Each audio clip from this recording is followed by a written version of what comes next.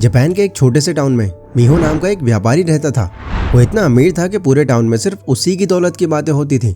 लेकिन इससे ज्यादा लोग ये जानने में उत्सुक रहते कि इतना ज्यादा अमीर एक ही तरह का काम करके आखिर ये बना कैसे।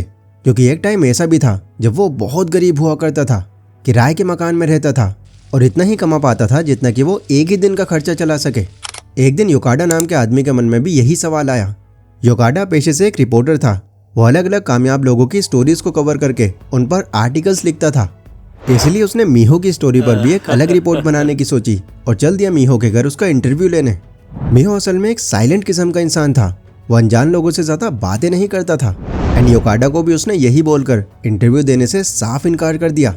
बट योकाडा ने उसको समझाया, ये स्टोरी जब मैं आर्टिकल के थ्रू पब्लिश करूंगा तो आप सोचिए जरा, लाखों लोग आपकी बातों से इंस्पायर होंगे, आपसे सीखेंगे। वो ये समझेंगे कि वो कहाँ पर गलती कर रहे हैं और अपनी इन गलतियों को सुधारने के बाद आपकी ही वजह से कई लोग पॉवर्टी से बाहर निकल पाएंगे।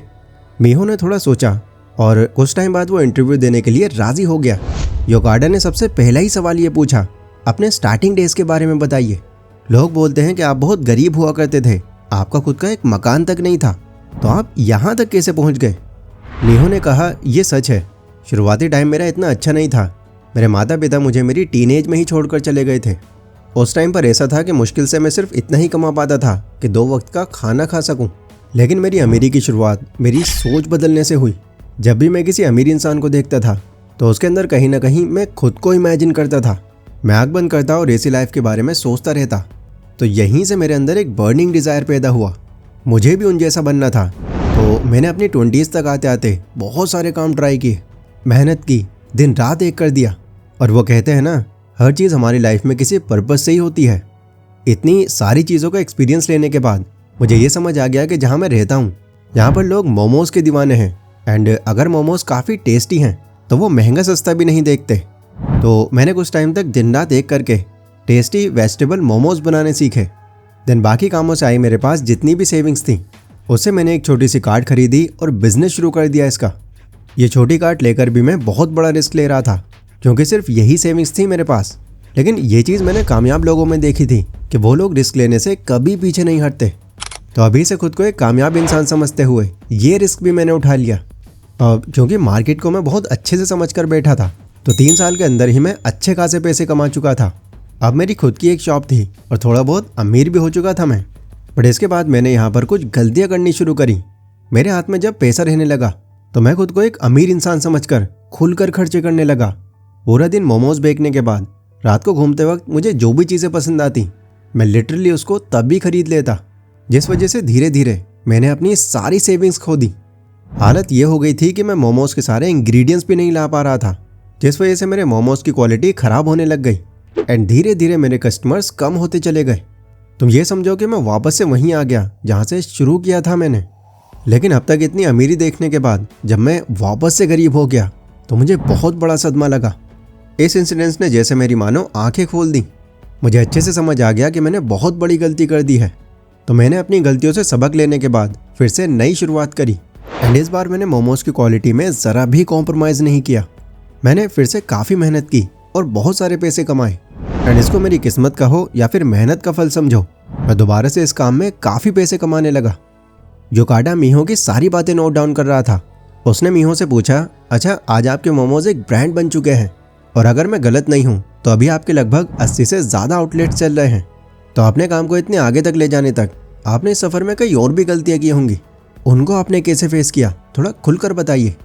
मीहो ने कहा कि हाँ, मैंने और भी काफ़ी सारी गलतियाँ की हैं इस दौरान, बट सबसे बड़ी और ध्यान देने वाली 4 गलतियाँ हैं जो मैं अब बता रहा हूँ आपको।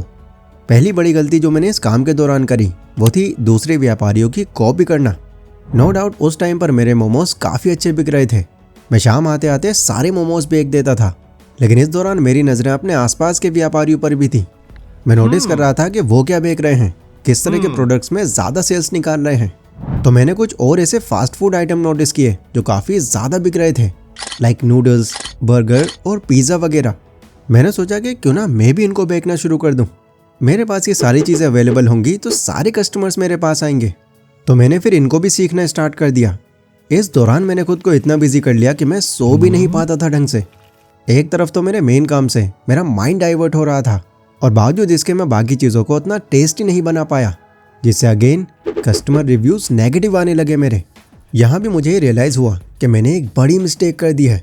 देन इसको फिर मैंने सुधारा और अपने मेन आइटम यानी वेजिटेबल मोमोज पर फोकस किया। दूसरी बड़ी मिस्टेक मैंने ये की थी कि मैंने बहुत टाइम तक अपने बिजनेस में पैसे री इन्वेस्ट नहीं किए थे। मेरी दुकान पर भले ही कस्टमर्स अच्छे आ रहे थे, बट इसका रीज़न सिर्फ एक था कि मेरे मोमोज़ का टेस्ट अच्छा था। इसके अलावा लोगों के पास कोई और रीज़न नहीं था कि वो क्यों विजिट करें मेरी शॉप पर मैं देख रहा था कि मेरे आसपास के लोग अपना एक बड़ा अमाउंट अपने काम में री इन्वेस्ट कर रहे थे। वो शॉप्स को अच्छे से डेकोरेट कर रहे थे ताकि वो दूर से ही कस्टमर को दिख जाए। बैठने और खड़े होने की अच्छी फैसिलिटीज़ बना रहे थे एंड इसके अलावा और बाकी एरियाज़ में भी अपनी शॉप खोल रहे थे। बट मुझे ये सब करने की कोई ज़रूरत ही महसूस नहीं हुई। काम तो मेरा अच्छा चल ही रहा था। मेरी शॉप पर तो अब भी काफ़ी अच्छे कस्टमर आ रहे थे। मुझे क्या ही ज़रूरत थी फालतू खर्च करने की। बट कुछ ही टाइम लगा मुझे ये फील होने में कि मैं कितना गलत था। एक टाइम ऐसा आ गया कि उस चमचमाती मार्केट में मेरी शॉप फीकी पड़ने लग गई। ऐसा लग रहा था कि अब ये आउटडेटेड हो चुकी है। लोग मेरी शॉप पर खड़े होने से कतराने लगे और धीरे धीरे मेरा कस्टमर काउंट फिर से कम हो गया। तो अगेन मुझे अपनी गलती का एहसास हुआ और मैंने भी फिर अपनी शॉप पर पैसे री इन्वेस्ट करने शुरू कर दिए। तीसरी बड़ी गलती जो मैंने की, और मेरे हिसाब से ये हर तीसरा व्यापारी करता है, वो ये है कि हर काम को खुद ही संभालने का ट्राई करना। जब मैंने अपने काम की शुरुआत करी थी तो शुरू में तो मैं सारा काम खुद ही कर लिया करता था, जो एक तरह से सही भी था क्योंकि उस टाइम पर मेरे पास बहुत ज़्यादा पैसे नहीं थे और ना ही इतने रिसोर्सेज थे कि मैं हायर कर सकूं किसी को। बट कुछ सालों बाद जब मेरा काम अच्छा चलना शुरू हुआ और मेरे पास ज़्यादा पैसे आने लगे, तब भी मैंने किसी और को रखने का सोचा भी नहीं। मैं तब भी यही सोचता था कि यार मैं ही संभाल लूँगा सब कुछ, फालतू पैसे क्यों बर्बाद करूँ। पर एक टाइम फिर ऐसा भी आया जब इतने ज़्यादा कस्टमर्स को अकेले संभालने में मेरी हालत ख़राब हो जाती थी।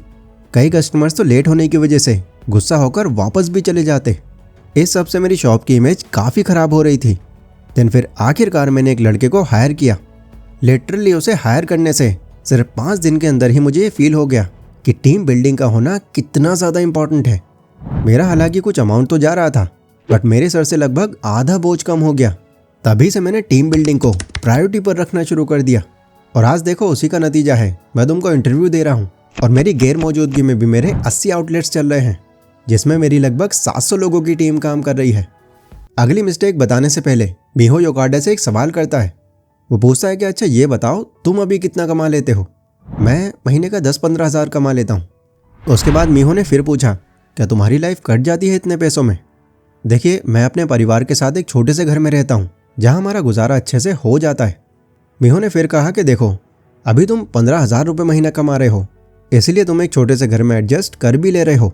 लेकिन जब तुम महीने के 50,000 या इवन 1 लाख कमाने लगोगे तो तभी से तुम अपनी लाइफस्टाइल को अमीरों की तरह जीने लगोगे। मैं तुम्हारे फ्यूचर की प्रेडिक्शन नहीं कर रहा, अक्सर लोग ऐसा ही करते हैं। मतलब जैसे जैसे उनकी इनकम बढ़ती है वो अपने आप को फिर उसी हिसाब से ढालने लग जाते हैं एंड कई बार तो वो अपनी औकात से भी बाहर चले जाते हैं। बुरा मत मानना, ये गलती मैंने भी की है। मेरे पास ज़्यादा पैसे क्या आने लगे, मैंने अपनी लाइफ को पूरी तरह से बदल दिया। मैं ऐसी ऐसी चीज़ें खरीदने लगा जो मेरे बजट से भी बाहर थी, बट जोड़ जाड़ के मैं एडजस्ट कर लिया करता था। फिर अचानक से मेरी इस बदलती लाइफ को देखकर मेरे आसपास के लोगों का जो रिएक्शन होता था वो देखने लायक होता था। बट इस दौरान मैं ये नहीं समझ पाया कि मैं अपने लिए ही कुआं खोद रहा था, बिकॉज लोगों में ये बात फैलने लग गई कि ये तो अब बहुत बड़ा इंसान बन गया है, काफ़ी पैसे कमा रहा है। एंड इससे मेरे जो कुछ जान पहचान के लोग थे वो हेल्प लेने के नाम पर मुझसे उधारी की उम्मीद करने लगे। और मैं भी ऐसी कंडीशन में था कि मैं उनको चाहकर भी मना नहीं कर सकता था, बिकॉज अगर मैं मना करता तो मेरे बारे में फिर नेगेटिव बातें फैलनी शुरू हो जाती। तो अनफॉर्चुनेटली मुझे कई लोगों को उधार देना पड़ गया, और वो भी उस कंडीशन में जब मेरे खुद के पास उतनी सेविंग्स नहीं थी। आज तक मुझे वो पैसा किसी ने वापस नहीं लौटाया। मैं उसके बाद जब भी उनसे पैसा मांगता तो कुछ ना कुछ बहाना मारकर वो टाल ही देते उस बात को। इवन कुछ लोगों से तो मेरा रिलेशन तक खराब हो गया। एंड अब जब मैं इन बातों को सोचता हूँ तो मुझे यही रियलाइज़ होता है कि मुझे अपनी इनकम बढ़ाने के बाद अचानक से ही अपनी लाइफस्टाइल को चेंज नहीं करना चाहिए था।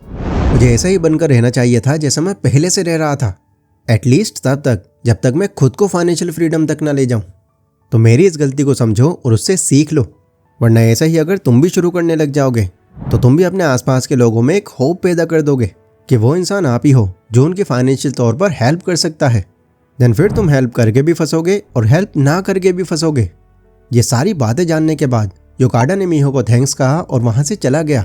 अगले दिन उसने इन लेसन्स का एक आर्टिकल पब्लिश कर दिया जिसे लाखों लोगों ने पढ़ा और इन्हें प्रैक्टिकली अप्लाई करके कई अलग अलग लोग अपनी लाइफ में ड्रास्टिक चेंजेस लेकर आए। तो आई होप ये सारे लेसन्स आपको भी अच्छे से समझ आ गए होंगे। अगर आप सही टाइम रहते इन सारी मिस्टेक्स को समझकर इन्हें अवॉइड कर देते हो तो डेफिनेटली आप भी अपनी लाइफ में काफ़ी आगे तक जा सकते हो। ये वीडियो अगर आपको पसंद आई हो तो इसको लाइक ज़रूर कर देना।